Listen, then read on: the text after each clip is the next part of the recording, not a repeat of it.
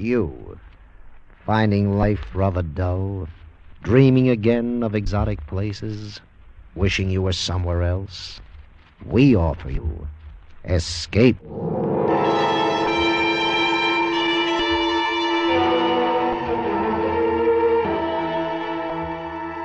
Escape with us now to an island off the northwest coast of Africa, and the story of a man whose quest for happiness was blocked by a giant, a madman, and a beautiful girl, as Willard Kaufman tells it in his exciting story, The Gladiator.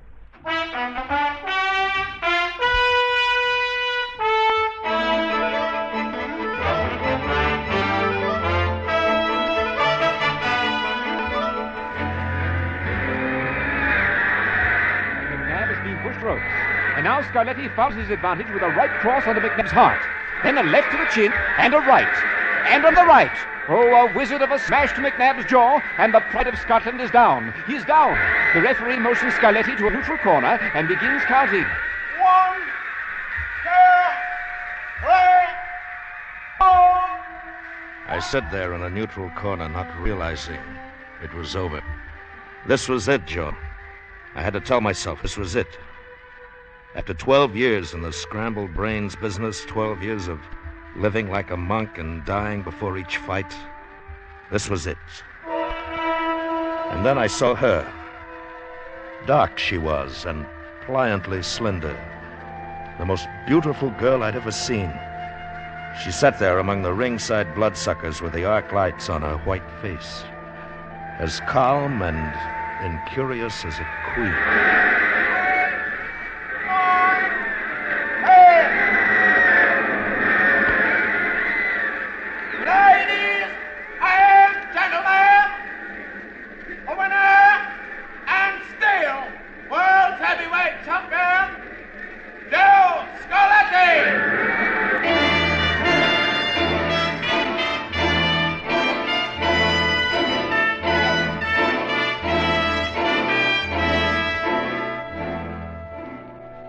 Even a cold shower couldn't get her out of my mind. I don't know why. Her hair was the color of night, and she wore a diamond in it, like a star, when only one is shining in the sky. And now I'd never see her again. Joe! If I had any guts at all, I'd have gone to her as I left the ring. I'd have said, "You're the most beautiful girl I've ever seen." I'd have said, "What's your name? What are you doing here?" Joe! What? Oh, yeah, Pony. You can climb out of the shower now. Newspaper guys have gone. You got rid of them real fast, huh? Well, it was a snap. Nobody's interested in a retired heavyweight champion. Not even on his first night of retirement. Well, that's the way I want it for the rest of my life. Hey, here's your rub, Joe. Oh, thanks. Yeah, a little peeved, the sports writers. They thought you'd stick around London for a while instead of turning off to Rome. Yeah, we got the plane tickets? Yeah, and an hour to make the plane, so please don't... Good evening, gentlemen. May a stranger congratulate you on your splendid victory. Thanks, Bud, but now if you My name is Verenius, Julius Verenius. Oh, it's nice knowing you. But we're sort of in a hurry. May I introduce my niece? Come in, my dear. Lucrezia. Hello? Hello. I thought I'd never see you again. Where did you see me before? In the ring. I mean, when I was in the ring. Oh. I thought you were the most beautiful girl I'd ever seen. Hey, Joe, we better get going. We're missed connections. Mr. Scarletti, I wonder if you and your manager would consent to be my guests on your trip to Rome. I assure you no public conveyance could be as pleasant as the one I offer. Lucrezia? Well, there are certain compensations about a steam yacht. Thanks a lot, but we couldn't impose on you. But I insist, my dear sir. Mr. Scarletti, you see, I am a student of the boxing. I should enjoy talking with you. I should be honored playing host to the greatest of all champions. I'm sorry, Mr. Verenius, but... Please. Mr. Verenius, we'd be delighted to go. Yeah, but Joe... Your niece won't mind. I would love having you. Splendid. I'll have your baggage picked up at the airport. I can't tell you what a pleasure it will be for my niece and me. The pleasure is all mine.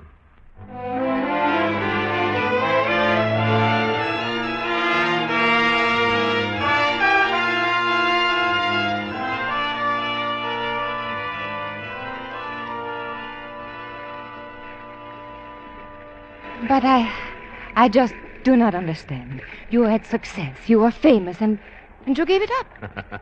I would never have given it up. You know, I like the way you dress. You fit into it nice. You sound like a kid on his first date. Well, in a way, I am. See, I've never been this close to a nice girl before. I'm not so nice, Joe. And you're not so close. Well, I can get closer. No, Joe. Yeah, 3 days on the water, 3 nights under the stars. You sound absolutely lyrical. Like #1 on the hit parade. And it's still no Joe. Huh? Don't rush me. You have plenty of time. Yeah, plenty of time to make up for all. You're like a spring all wound up. I've been wound up for 12 years. But wind down. Talk a little. Talk it out. Talk, that's kid stuff. Oh, you don't know anything about kids. I don't believe you ever were a kid. No, I guess I wasn't. The night of my 17th birthday, I had my 17th fight. That's some coincidence, huh? Why cry about it? You're still young. Yeah, I'm 29. The days are going fast, and what have I got to show for them? Oh, nothing. Nothing except the satisfaction and the wealth and the fame of being the greatest fighter in the world. And that world was pretty narrow. A ring 20 feet square surrounded by rope. You're the first man since Fitzsimmons to hold the light heavyweight and the heavyweight championship at the same time. Hey, how do you know so much about fighting? Oh, I don't. I'm just quoting. Speak for yourself. Tell me about yourself. Or is that kid stuff, too? Well, no, but... There's nothing to tell. Oh, there must be. I mean, who are you? Do you live in Rome or Paris or neither or both? How does it feel to be rich when you don't have to fight for it? Well, you say I would rather talk about you. Lucretia, why are you so upset? I'm not upset. It's Hey, just... Joe. Joe, I gotta see you. Hey, where are your manners, Pony? You're interrupting. Oh, that's all right. Joe, I'll see you later. No, Lucretia, Joe, there's something fishy about this whole lash up. What? Listen to me, Joe. It's about this joker, Verenius. Oh, what about him? He's a stranger. He talks all the time about fighters like most guys talk about dames. You can't stop him from talking. And he looks at you like a crazy. Like a butcher fixing to carve up a prize bull. Can't stop him from looking either. All right. Well, remember the dressing room 3 nights back? When you said we'd go with him? And he said he'd pick up our gear at the airport? So? So how did he know our gear was at the airport? How did he know we was going to Rome? You told the sports writers. Maybe you read it somewhere. I told him a couple of minutes before Verenius popped up. But that's not all. Joe, get your mind off that dame and listen. All right, I'm listening. Well, I've been trying to brush him all day. And on a little boat like this, it ain't easy, even in this fog. But 10 minutes ago, he almost cornered me, so I took off. Up that stairway. A ladder. Aboard ship, you call it a ladder. All right, so I go up, like the 2nd floor. Now, the bridge. Will you stop interrupting? I mosey around, and I happen to notice that big map. That's a chart. They mark our course on it day by day. Yeah, that's it. Well, I almost fall down. Joey, we ain't going to Rome. What? To go to Rome, we should have turned left at the Rock of Gibraltar. That's how you get to what you call the Mediterranean Sea. And we didn't? We kept going south. Right now, we're somewhere off Africa. What do we do, Joey? We better talk to Verenius. Hey, you might as well start talking. Here he comes. Ah, there you are. I've been looking for you. Hey, yeah, I know. I mean, Verenius, Please, call me Julius. You are enjoying the trip. You are comfortable. Well, a matter of fact... Splendid. You look marvelous, Joe. You've never looked better. Oh? What makes you so sure? You never saw me till 3 days ago. Ah, that's where you are wrong. I've known you a long time, Joe. Since the night you defeated Jackie Slade at the Polo Grounds in your native New York. What? Well, that was 10 years ago. 10. 10 years, 5.5 months. When you walked in the ring that night, you were just another preliminary boy. When you walked out, I knew you would be champion. Of all the bouts I have ever seen, that is the one I most enjoy remembering. Well, that's the fight I'd like most to forget. When you hit Slade in the 2nd round. A magnificent punch. Well, he was in the hospital 3 weeks. He almost died. I wanted to give up fighting for good. But why? Because I don't like hurting people. I don't like to kill. You don't like hurting... Oh, that is very funny. Here's something funnier than that. Why aren't we going to Rome? I hate noise. But I suppose the klaxon is necessary in the farm. Come on, quit stalling, Verenius. My dear Joe, I never stall.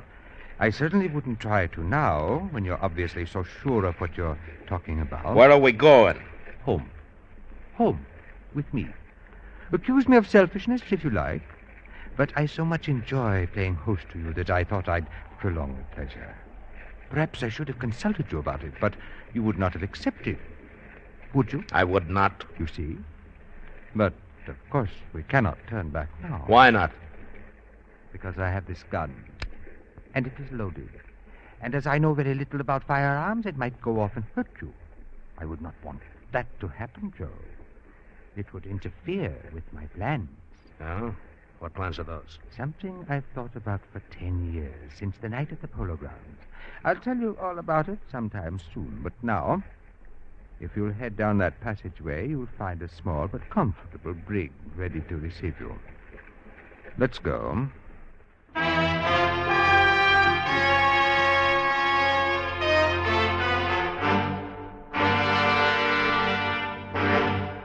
Escape, under the direction of Norman MacDonald, returns in just a moment.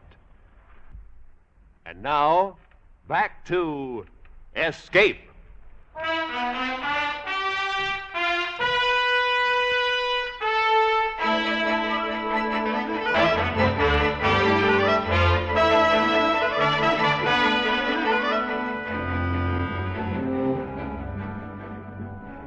Some pleasure cruise this turns out to be.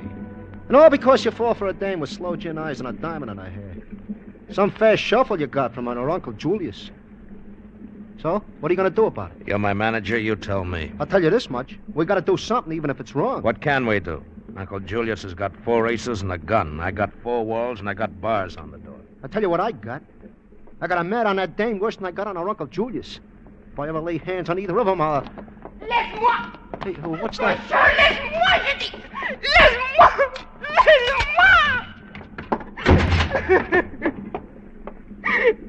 Well, if it ain't the dame with the slow gin eyes. Yeah. Verenius must have flipped to lock up his ever-loving niece. Now listen, baby, you better give it to us straight. What's this all about? I don't know. I saw him pull that gun on you, so I go to him. I say, what kind of business is this? I say, this is not a deal. What deal? Likely story. I swear. Practical jokes are okay, I told him, but not with a gun. So he tossed me in here with you. So that's what you get for talking back to your Uncle Julius. He's not my Uncle Julius. He must have disowned her. I never saw him till a week ago. He comes in this club in Paris where I'm singing. He offered me 20,000 francs to go to London with him. Just for the weekend, he said. To play a practical joke on 2 friends. Well, if we're the friends, I wonder how he treats his enemies. I'm afraid we're going to find out. Well, let's find out now. But how? Pony, get that tin basin over there. Basin? Yeah, get it. All right, Lucretia, take off his shoe. Shoe? Yeah, do what I say. Now, when I start rattling the door, you start banging away at the bulkhead. Oh, I get you. All right, are you ready? Okay, let's go.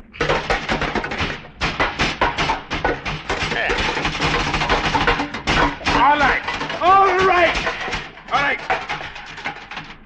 Now, what do you want? We want you should tell us a story. Where are we going? And why?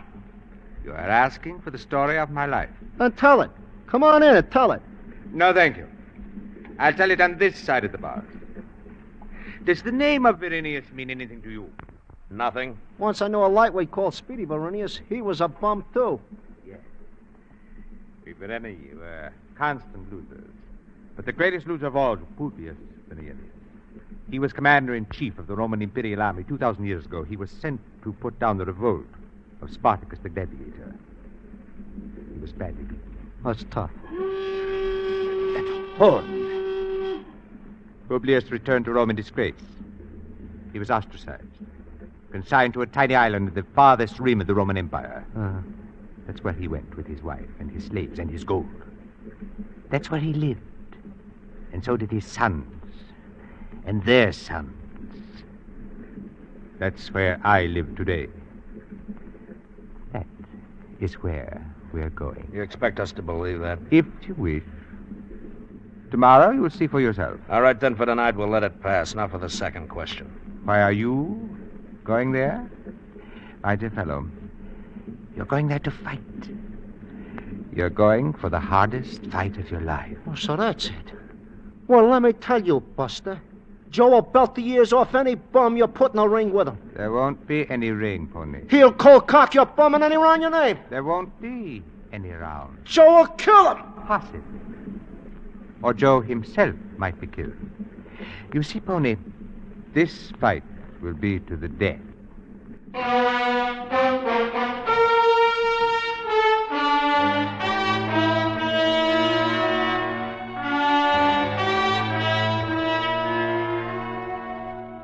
We got there the next night. A little island and a mantle of fog that hung solid as grease over land and sea. The dock gave way to a worn stone path, and suddenly out of the fog an enormous structure appeared with towers and battlements plunging so high they were lost in the gloom.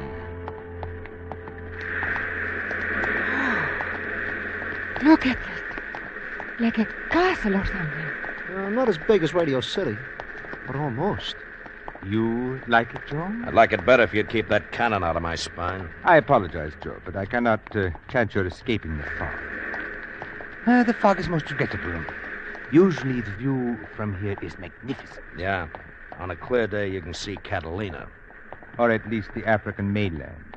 I admire your talent for jokes in so strange a situation. The situation's impossible. You kidnapped me to kill or be killed for your amusement. And now you regret that the view is not up to par. You're shocked, Joe, simply because my values differ from yours. Well, that's a mild way of putting it. You're shocked because you might die for my amusement. Death is not amusing, where I come from. Where you come from. I assure you I am equally shocked by the values of your world. At least we've gone a couple of thousand years from barbarism. You've gone from barbarism to decadence without touching civilization. We don't kill men for amusement. I often wonder what you kill them for. Yet the killing goes on, year after year. What's war but mass murder? All right, but basically our way of life Basically, you have no way of life. You have a culture of gadgets, to which no one has contributed anything of value since the Romans invented the bathtub. Oh, don't argue with him, Joe. It is getting us nowhere. Right, my dear. Anyway, this is as far as I go. What's on the other side of the wall? You'll find out. As soon as I find the key. Here it is. Inside, if you please. And make yourself at home. I am your slave. Yeah. Or vice versa.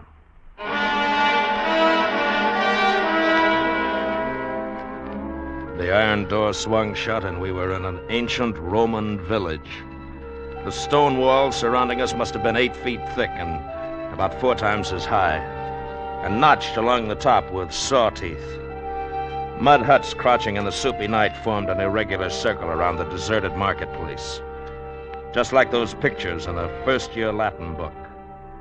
Only Uncle Julius had tricked up the joint with a few of the modern gadgets he so much despised. Hey, look, Joe. On top of the wall, between the notches. Yeah, machine guns, searchlight. About every 50 yards. Like a concentration camp. Joy, what are we going to do? You keep asking me that. Well, you keep ducking the answer. I don't know. Maybe we ought to dig up some local talent. Maybe we could talk to them. What do you suppose they speak? Maybe Latin. You know any Latin? Pig Latin, I know.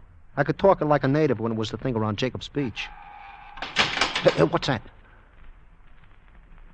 Joey. Look at him. I looked at the man who came out of the fog.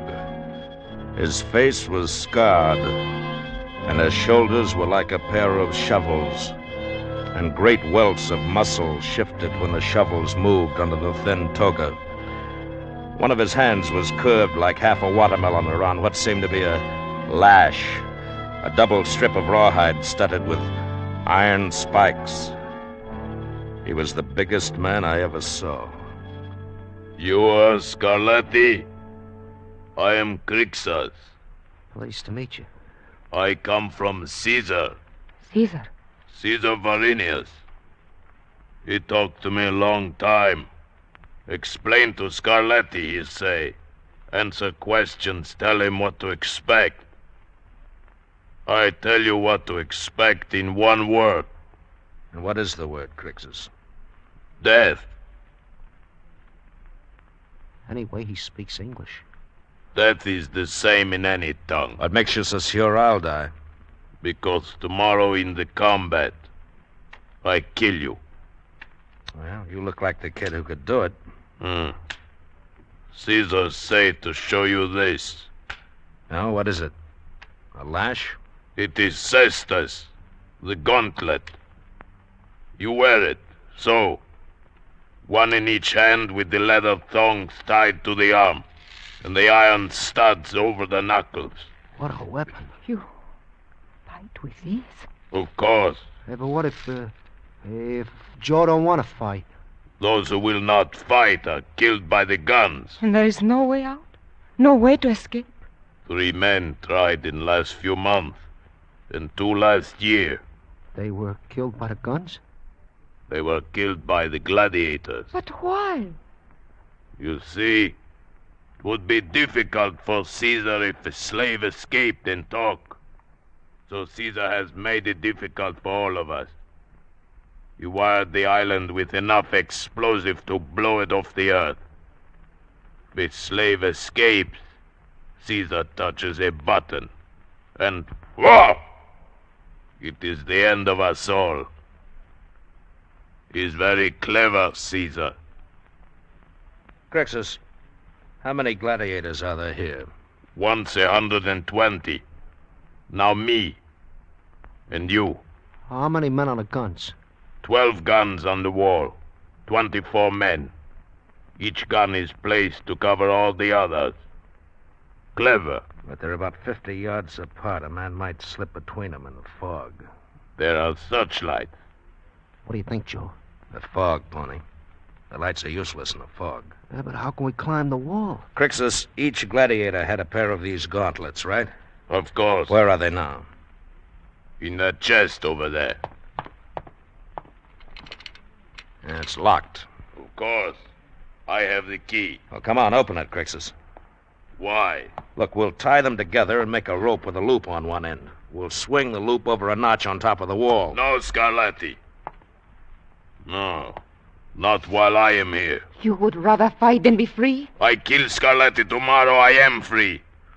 Caesar has said it. And if you don't kill me, you'll be dead. Huh? I kill you like a fly. It's no use, Joe. This jerk's lined up with Varinius. I hate to think of tomorrow. Yeah. I guess I'll have to tangle with him tonight. What you say, Scarlatti? Nothing, Crixus. Just Let's do it! Boy, you sure clobbered. All right, let's find that key. Now, here it is. Come on. Yeah. All right, Pony, now take these gauntlets and tie him up. Tie him up good. He'll never get out. And use one for a gag. Right. Tie them tight, Joe. You think they will hold? I don't know, baby. But in about 10 minutes, we're going to find out.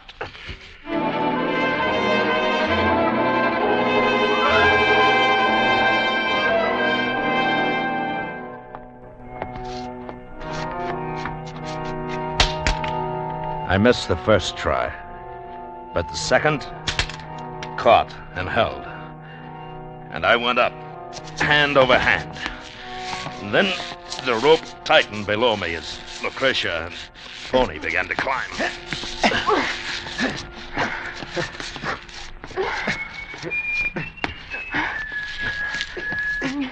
The machine gun was about 60 feet away, somewhere beyond the fog.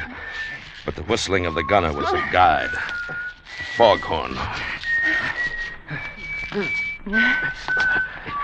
All right. Now down the other side. Come on.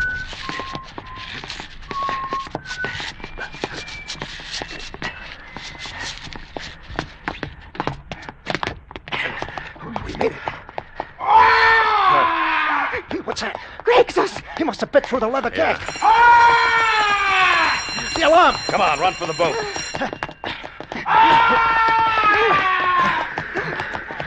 There's the boat, Lucretia. Come on. Just a little further. All right. Cast off, Pony. Not just yet. Put up your hands. Not this time, Perennius. Stay back. I kill all of you. Maybe one of us, but one of us will get you. Stay back.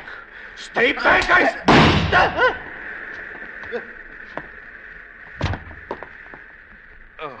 Joe. Joe, are you hurt? No, not much. Get aboard.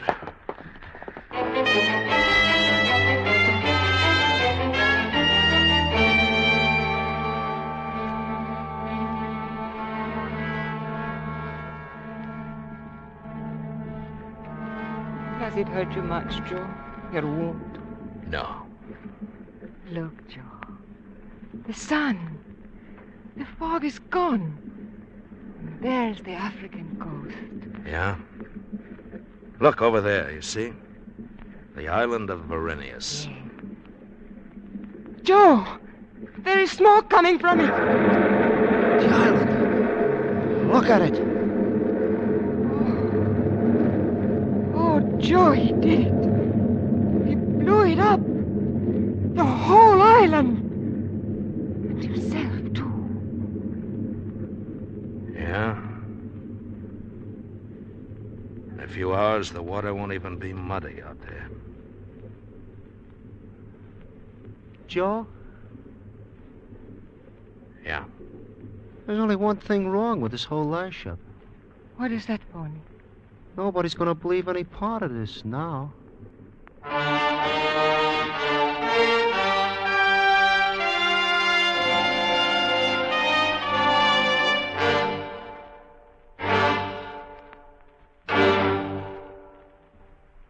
Under the direction of Norman MacDonald, Escape has brought you The Gladiator by Millard Kaufman, starring Bill Conrad. Featured in the cast were Lou Krugman, Ted Osborne, and Lillian Buyeff, with Paul Frees and Byron Kane. The special music for Escape is composed and conducted by Leith Stevens.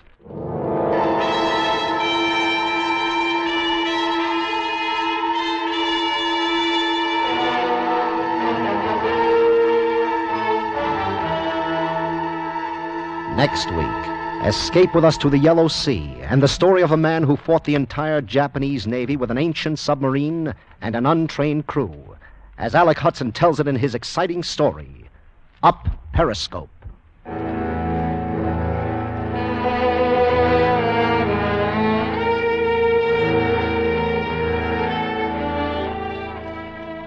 Roy Rowan speaking. This is the CBS Radio Network.